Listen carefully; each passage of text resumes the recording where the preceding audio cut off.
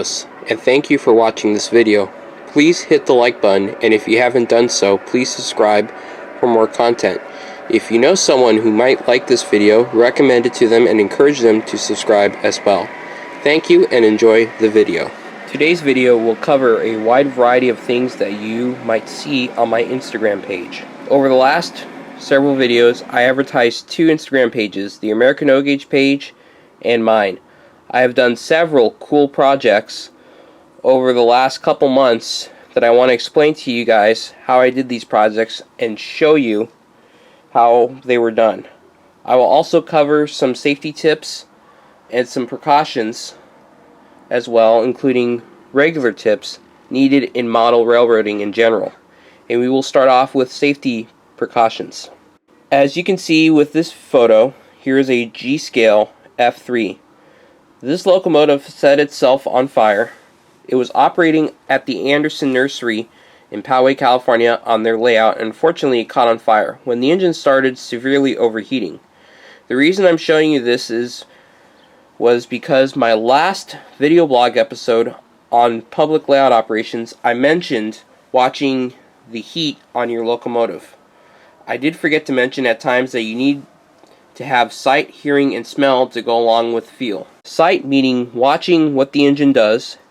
Does it operate abnormally? Do you see smoke? Is there something else you see? Hearing meaning the locomotive sounds have changed in any way. The engine making any weird noises, you can hear the engine stop or possibly derail. Finally, smell. Smell plays a huge factor. A lot of people get confused with the unfortunate stench it makes, and many manufacturers have made smoke fluid that smells like something is burning. I would recommend changing scents on smoke that you use. All of us care about our trains because, like kids, these are our toys. And we are the ones responsible to fix them, and catching a malfunction prior to a locomotive catching on fire is a lot better. Now we will move on to the tip section of this video. And over the years, I have taken old Gar Graves track with very thin rail apart to use for ties, for chocks on flat car loads. Here we will see various different loads and how I secured them. As you see here, we have a horse-drawn fire engine. This tip will cover finding unique loads. Some of you may not know about is that I sell collections for families of train club members that have passed on. Once in a while I find a nice load to put on a flat car, and sometimes I go to estate sales and find loads to use. The fire engine was one of several loads that I have gone at estate sales. In this picture you see what I got from an estate sale. We will go from left to right talking about each item. The first four vehicles are early 1900 type trucks. These are perfect size for O-gauge. However, I donated them to a club for their layout. The next item is in the back in the display case, and that is a Line L Chevy truck. The truck was donated to another club for their Line L factory. The two steam tractors were sized for S-gauge, so my father has them on flat cars in S-gauge. Behind that is an S-gauge wooden reefer car, and my dad got that as well. And of course we have the fire engine. We will jump back to chocks, and before we get to the Gar Graves wooden block ties again, we will cover another series of blocks made by Menards. And Menards has been producing cars for over the last 5 years, and I mostly own their military cars. However, I have added several of their flat cars that have non-military items acquired through their promotional deals. In the early days, when Menards started selling trains, a lot of their products arrived with broken parts or other defects, and Menards sent me replacements, and I kept the old stuff. As a part of their apology, they gave me it to be used for old parts to scavenge. So, for example, I would take the wheels and use them on different flat cars that I would get from Menards instead of asking for new parts. And as you can see in this photo, we have a camouflage grater, and there are some triangle shaped chocks. which Menards has used on their flat cars to secure loads. And I used a couple of these chocks on various flat cars.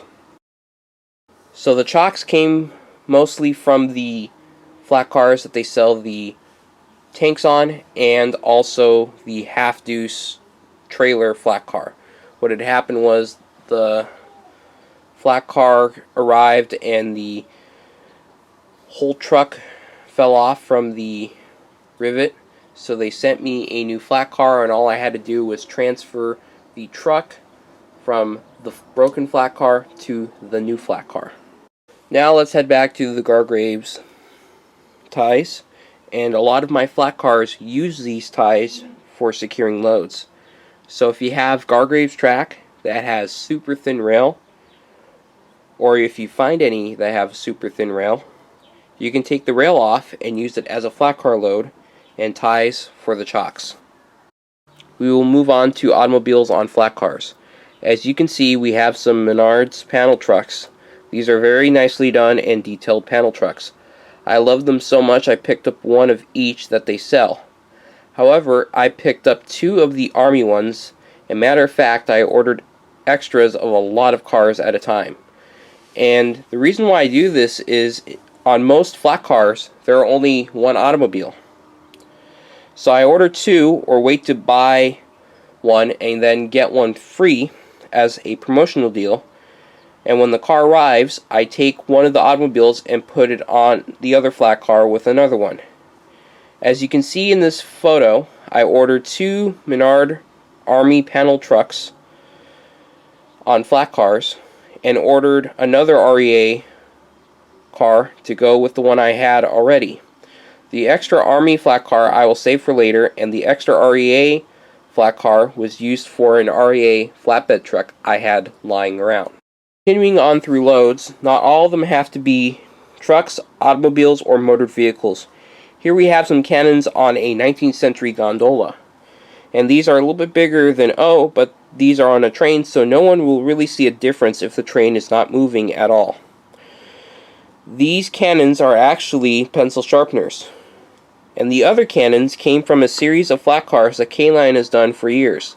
The cannons were taken off a pretty beat-up flat car and transferred to the gondola like the other ones.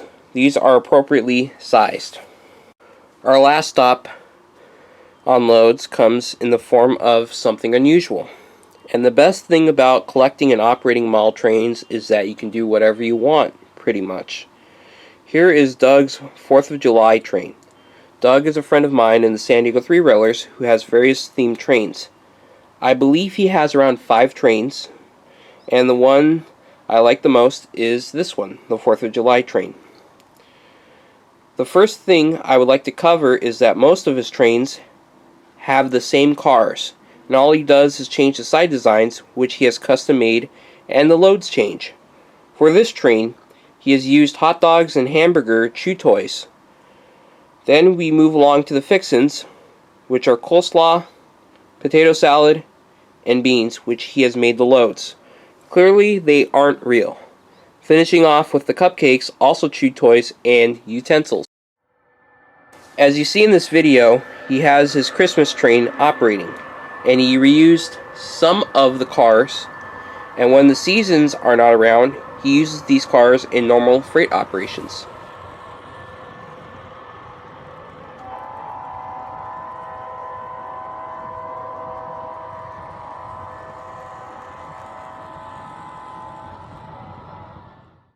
We will move on to adding seated people in train cars and locomotives. To start, we have several videos showing trains with Superdome cars. These are very nice cars, but they're not easy to take apart. Under the car there are 4 screws, and then when you take off the roof, you have to lay the car on its side to get the floor of the second level detached from the lid. That is attached with 4 screws, and when I get it apart, I will return it back with the interior in the car. The good thing is that the lower level isn't tied to the car body, so it's easy to take the whole interior out. Then I can add people to the top row. When it's time to put it back together, Make sure the wires go back down the sides of the interior. You will not need to secure the top of the dome part because it will be easier for you to take it apart next time. Here's my Galloping Goose 7, which I will do a video review in the near future, and the only figure in the cab is the engineer.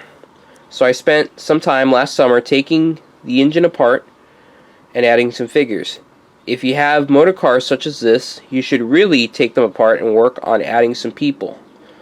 The cab has 4 screws, and I added the people, which makes a big difference.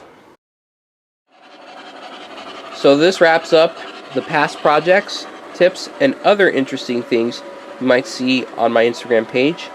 And don't forget to follow this page. Thank you guys for watching, and I will see you guys next time.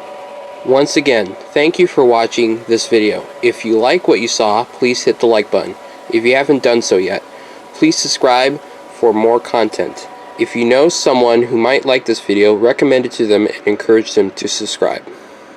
If you would like to see more photos and videos, I have an Instagram account. The username is sdiv_tim, and the link is in the bio. If you're an O-Gauge modeler looking for more exposure, American O-Gauge is a feature page on Instagram where O-Gauge modelers around the country have their trains on display. This also includes their layouts and tips. With over 1,000 followers and over 75 different contributors, we get a new contributor daily, and we hope you can contribute to our page.